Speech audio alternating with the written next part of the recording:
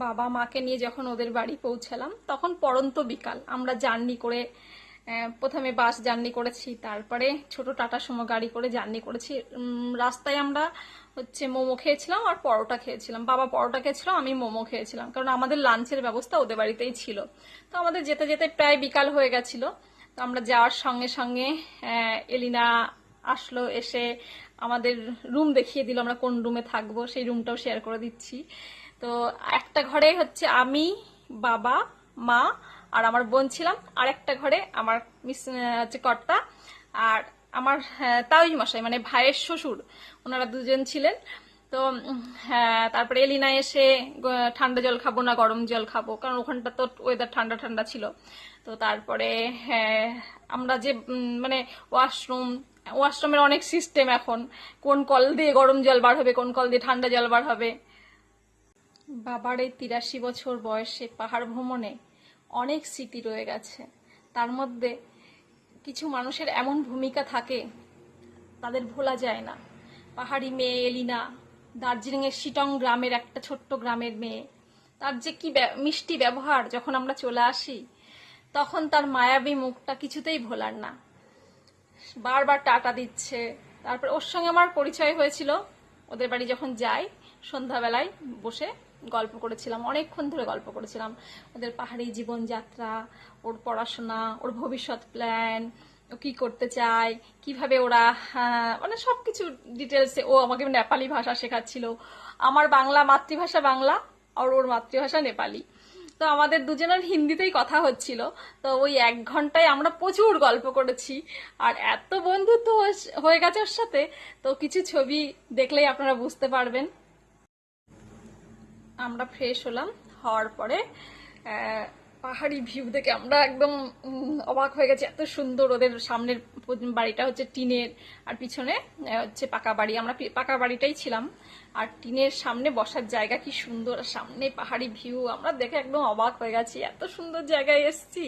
আর কোনোদিন এরকম মানে আমার খুব ইন্টারেস্ট ছিল যে পাহাড়ি গ্রামগুলো কেমন হয়, পাহাড়ের মানুষগুলো কেমন হয়, পাহাড়ের জীবনযাত্রা কেমন হয়, এটা জানার বহুদিনের শখ ছিল। আমি অনেক কয়েকবার গেছি দার্জিলিংয়ে, মেন শহরে ঘুরেছি, কিন্তু গ্রামে যাইনি। আর আমার খুব ইচ্ছে ছিল গ্রামে কমলা লেবু বাগান দেখবো, গাছ থেকে কমলা লেবু ছিঁড়বো, এগুলো ছবিতেই দেখেছি আমি। কিন্তু ওদের অরেঞ্জ ভ্যালিতে ওদের এলিনাদের অরেঞ্জ ভ্যালি আছে, তো ওখানে যাব, এইসব অনেক স্বপ্ন নিয়ে আমরা গেছি পাহাড় দেখতে। আর বাবার তো প্রথম পাহাড় দেখা, আরো এক্সাইটেড। এলিনা তারপরে আমাদেরকে দেখিয়ে দিল কোন কল দিয়ে গরম জল বার হবে, কোন কল দিয়ে ঠান্ডা জল বার হবে। তারপরে আমাদেরকে সবকিছু ব্যবস্থা করে দিল, দিয়ে আমরা ফ্রেশ হলাম। তারপরে ওরা আমাদের জিজ্ঞাসা করলো চা খাবো না কফি খাবো। তো আমরা যেহেতু লাঞ্চের ব্যবস্থা করেছি, আমরা ডাইরেক্ট লাঞ্চ করব এটাই বললাম। তখন পড়ন্ত বিকালবেলা। তো ওদের ওই যে সামনে যে টিনের ঘরটা রয়েছে, ওই ঘরের মধ্যে ডাইনিং টেবিল চেয়ার সবকিছু পাতা রয়েছে। ওই ঘরে সব এক এক অনেক কিছু খাবার নিয়ে আসলো, একদম ঘরোয়া খাবার, যেটা জার্নি করার পর ওই ধরনের খাবার একদম ঠিক আছে। ডাল, একটা ওদের গাছের বরবটি, বিন গাছ দেখিয়েছি। বিন গাছ থেকে ওদের তাজা সবজি দিয়ে, আলু দিয়ে একটা ভাজা, আলু সিদ্ধ, আর মাছের ঝোল, আর পাঁপড় দিয়েছিল দুপুরের খাবারে।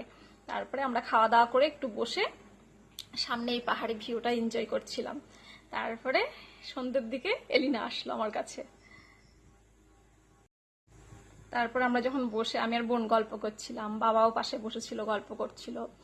দিয়ে জিতেন্দ্রজি আসলেন। তো উনি জিজ্ঞাসা করলেন চা খাবো না কফি খাবো। তখন সন্ধ্যা সন্ধ্যা হয়ে এসছে। তা এলিনা আমার কাছে চাটা নিয়ে আসলো ফার্স্ট, ওর সঙ্গে আমার ইন্ট্রোডাকশন হলো, কথা হলো।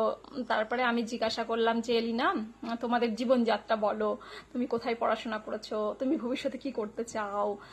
তখন ও আমাকে বললো তখন পাহাড়ের ওই পারে মংপু শহর, যেটা বিশ্বকবি রবীন্দ্রনাথ ঠাকুর, যিনি ওই জায়গায় গিয়ে থাকতেন, ওনার লেখা অনেক কবিতা, বা ওই জায়গায় গিয়ে উনি থাকতেন, সেই জায়গাটা দেখালো। যে তা বললো ওদের কিছু কেনাকাটা দরকার হলে ওরা মংপুতে যায়, আর ওখান থেকে কেনাকাটা করে। আর খুব ওদের বাড়ি থেকে 2 ঘন্টার দূরত্বে দার্জিলিং শহর। তো দার্জিলিং শহরেও যায় ওরা। আর ও বাড়ির বাইরে থেকেই পড়াশোনা করেছে ওখানে। দার্জিলিংয়ে খুব ভালো ভালো স্কুল আছে, ইংলিশ মিডিয়াম। তারপরে আমি এলিনাকে জিজ্ঞাসা করলাম তোমার পড়াশোনা কি, তুমি ভবিষ্যতে কি করতে চাও। তখন এলিনা বলল যে আমার মানে ওর গ্র্যাজুয়েশন কমপ্লিট হয়ে গেছে। আমি বললাম তাহলে তো গ্র্যাজুয়েশন কমপ্লিট হয়ে গেছে, তুমি কি আরো পড়াশোনা করতে চাও নাকি সরকারি চাকরির জন্য যোগাযোগ করছো বা কিছু করছো। তখন ও বললো না, আমি এখন বর্তমানে হোমস্টে চালাচ্ছি, মানে ওদের বাড়িতে প্রত্যেক দিনই প্রায় 2-3টে গাড়ি আসে। এক একটা গাড়িতে কখনো 7জন, কখনো মানে একটা গাড়িতে যা ধরে, কখনো 2জনও আসে। প্রায় প্রত্যেক দিনই ওদের বাড়িতে 10-15 জন, এমনকি 30জনও আসে। তো ওই মানুষগুলোকে আতিথেয়তা করা বা আপ্যায়ন করা, ওই মানুষগুলোকে মানে একটা যেতে ছোটখাটো অতিথিশালা বলা যেতে পারে গ্রামের মাঝখানে। তাদের কি লাগবে না লাগবে সবকিছু দেখাশোনা করে। ওদের বাড়িতে ওরা 8জন, ফ্যামিলিতে ওরা 8জন আছে, ওর বাবা মা, ওর দাদা আর বৌদি আর ও আর ওর কাকা জ্যাঠা আছে, সবাই মিলে ওরা জয়েন্ট ফ্যামিলিতেই আছে।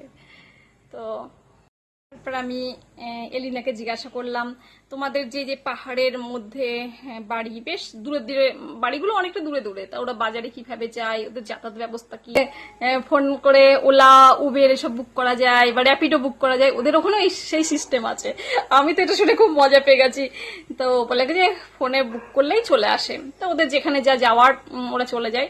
আর ওখানকার যেসব লোকাল ছেলে মেয়ে প্রায় 1 ঘন্টা দূরত্বের হচ্ছে দূরত্বের স্কুলে যায়, মানে গাড়ি আসে ওদের গ্রামে, বাস আসে, সেই বাসে করে ওরা বা স্কুল গাড়ি আসে। তা আমাদের বেশি সময় ছিল না, আমরা ফিরবো। তো গ্রামে যেহেতু ঘুরতে গিয়েছিলাম, গ্রামের মেয়েরা কিভাবে স্কুলে যায়, ছেলেরা কিভাবে স্কুলে যায়, সেগুলো একটু দেখেছিলাম, ওদের সঙ্গে কথা বলেছিলাম। তো এলিনার মুখ থেকেও শুনেছিলাম, খুব ভালো লেগেছিল। আর এলিনার সব থেকে ব্যবহার লেগেছিল, আমি আমার প্রোফাইলে শেয়ার করেছি যে অনেক এলিনা আমাদের যে গোর্খা স্টাইলে যে বরণ করে মানে বিদায় জানাচ্ছিল, তার ভিডিও আমি শেয়ার করেছি।